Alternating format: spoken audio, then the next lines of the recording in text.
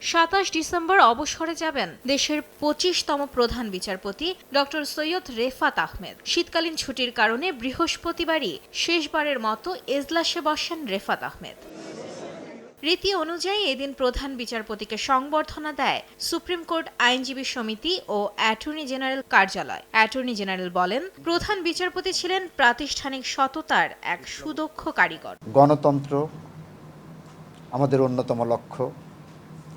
ওনার বক্তব্যের অন্যতম মূল মোদ্দা কথা হলো এই সংবিধান আমাদের মূল ভিত্তি।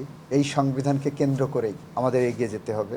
বিকেলে বাংলাদেশ সুপ্রিম কোর্ট দিবস উপলক্ষে আয়োজিত আলোচনা সভায় অংশ নেন প্রধান বিচারপতি। এ সময় স্বচ্ছতা, জবাবদিহিতার মধ্য দিয়ে দেশের বিচার ব্যবস্থাকে জনগণের কাছে আরও নির্ভরযোগ্য হিসেবে গড়ে তোলার আহ্বান জানান তিনি।